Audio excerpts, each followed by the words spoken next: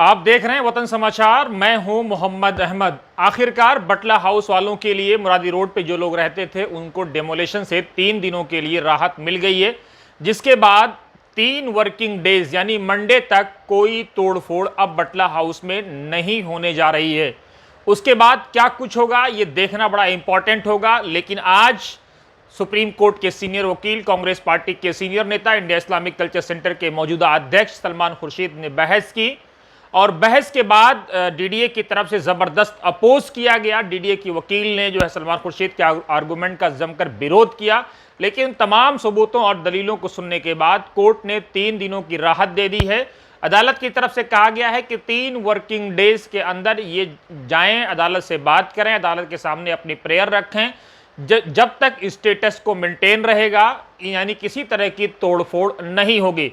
खसरा number 279 मुरादी road का ये मामला है, जहां पर लगातार डेमोलेशन की तलवार लटकी हुई है, बुलडोजर की तलवार लटकी हुई है। लेकिन लगातार मैं पहले दिन से अपने दर्शकों से यही कह रहा हूं कि आप जाएं अदालत के साथ साथ, चूंकि ये मामला सुप्रीम कोर्ट ने उस वक्त भी कहा था कि आप कंपिटेंट अथॉरिटी से जाके बात करिए, जिसके बाद डीडीए इस मामले में सबसे बड़ी पार्टी बनी हुई है। डीडीए का जो बॉस होता है वो दिल्ली का एलजी होता है। आज तक मुरादी रोड से संबंधित मामले को लेकर के कोई भी दिल्ली के लेफ्टिनेंट गवर्नर के पास नहीं पहुंचा है, ना किसी तरह की कोई प्रेयर की है। अगर पहुंचा भी है तो उसकी कोई जानकारी कम से कम मीडिया में सामने नहीं आई है। हम लगातार ये कह रहे हैं कि सरकार किसी की भी हो, संवाद और डायलॉग और डेडलॉक के अंतर को समझने की जरूरत है। जब तक आप डायलॉग और डेडलॉक के अंतर को नहीं समझेंगे तब तक आप समस्या का समाधान नहीं निकाल पाएंगे। जमीन जिसकी है, दावा जो कर रहा है, जब तक आप उसके सामने नहीं जाएंगे, उसके पास नहीं जाएंगे, उससे बात नहीं करेंगे, जो उसके बॉसेस हैं आप उनसे बात नहीं करेंगे, तब तक चाहे वो प्रधानमंत्री हों, दिल्ली के लेफ्टिनेंट गवर्नर हों, दिल्ली की मौजूदा सीएम रेखा गुप्ता हों, या जो है डीडीए के जो मंत्री हैं वो हों, जब तक आप उनसे बात नहीं करेंगे कोई समस्या का समाधान परमानेंट निकलने वाला नहीं है। लोग लगातार ये भी सवाल उठा रहे हैं कि जो जमीन है बहुत छोटी जमीन है, वो डीडीए के किसी काम की नहीं है। जमीन छोटी हो या ज्यादा हो, जो जिसका हक है वो उसको लेने का अधिकार रखता है।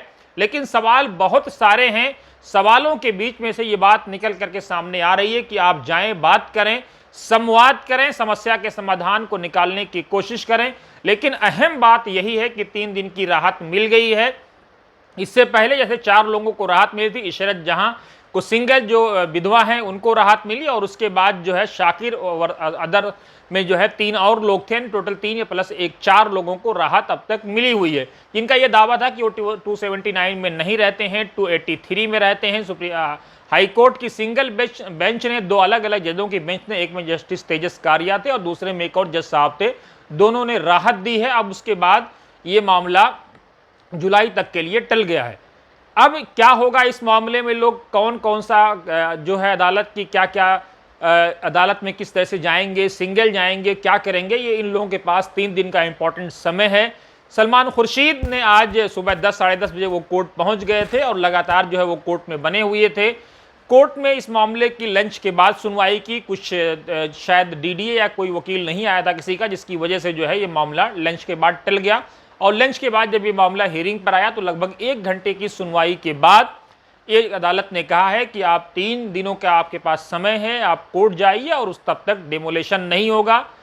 अब क्या कुछ होगा 3 दिनों के बाद, क्या अदालतों से राहत मिलती है, क्या नहीं होता है, क्या होता है, नजरें बनी हुई हैं। आप बने रहिए वतन समाचार के साथ।